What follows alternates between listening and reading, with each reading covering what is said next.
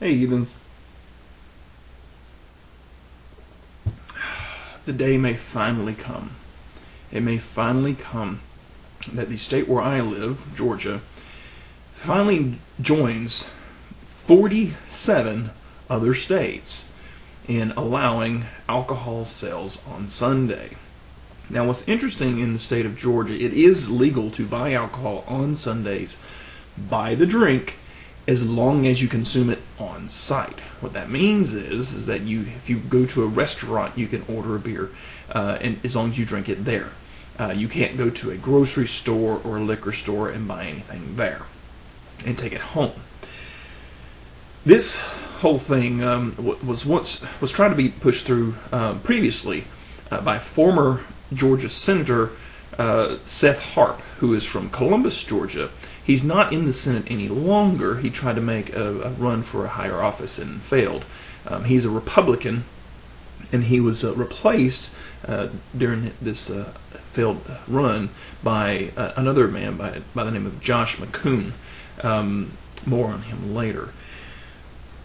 So keep in mind that we already allow alcohol sales as long as you buy it on site, but this new bill would allow local communities to decide whether or not stores will be allowed to sell alcohol on Sundays. Now, so it's not an automatic thing, and it's not automatic now either to go to a restaurant and order beer on Sundays. Certain counties and areas in Georgia still do not allow any kind of Sunday alcohol sales at all. They get to make that decision for themselves.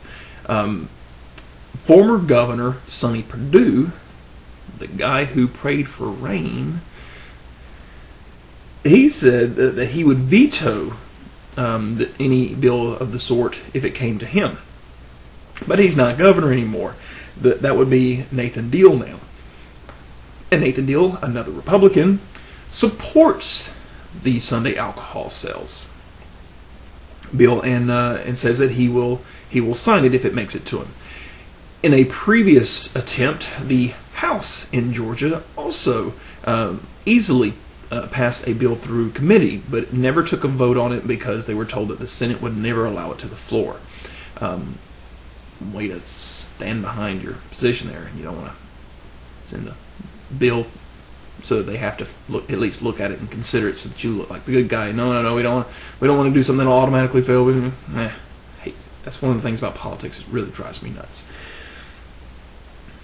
Josh McCoon, again replacing Seth Harp out of Columbus, Georgia, said that he thought he was against it because studies show that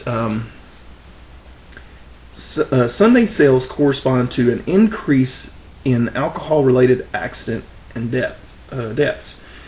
This is based on, quote, in New Mexico, where they had Sunday sales by the drink, there was a 29% increase of alcohol-related vehicle accidents and a 42% in alcohol-related deaths.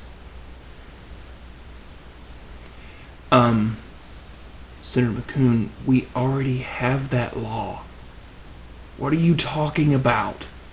This study is highly flawed, not the least of which reason would be that it was done at the exact same time that New Mexico changed their speed limit from 55 miles per hour to 75 miles per hour.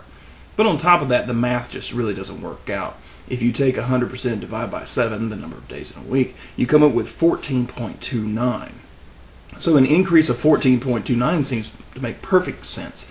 To then say that, but it's the weekend, so you would have more. Well, even if all of the deaths happened on Friday, Saturday, and Sunday, that would still only be 33%, and they're claiming 42%. Doesn't it make a lot more sense that it was the speed limit change that would account for these deaths? I mean, come on. On top of that, think about the stupidity of the way that the law works now. You can go to a restaurant in your car, you can consume alcoholic beverages, and then get back in your car and then drive home, versus passing a law that allows you to go to a grocery store, buy a six-pack, return home, and then drink all you want.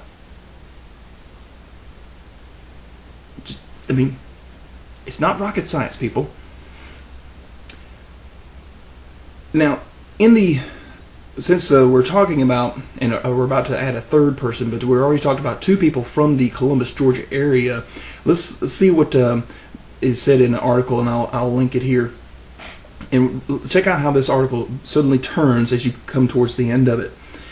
It says that as the Georgia Senate debated the bill Wednesday, supporters argued this issue is about local control, as voters in local communities would decide whether to allow alcohol sales on the Sabbath, but opponents, including religious groups, called it an affront to family values. The third man from Georgia is Jerry LeQuire, who also it just happens to be the president of the Georgia Christian Coalition. You see a common theme developing here? This is all based on some people's idea that you shouldn't be allowed to buy alcohol on their holy day. Newsflash, your Sabbath is supposed to be on Saturday. So, Bill Cowsert from Athens, Georgia, also Republican, said that this was not driven by some clamoring of the public, but by grocery stores, because their research shows they can increase sales by 13%. Smart business move. But our good friend Jerry LeQuire says that instead he just thinks that lobbyists had more money than they had. That's why it passed. Sure. Yeah, that's got to be it. Long story short, the Senate has passed this bill. The House has previously been very favorable toward a similar bill. It should pass there. The current governor says that he will pass the bill. So finally, Georgia will allow alcohol sales on Sunday. So, to my fellow Georgia natives here in YouTube land, say it with me. We're 48. We're 48. We're 48.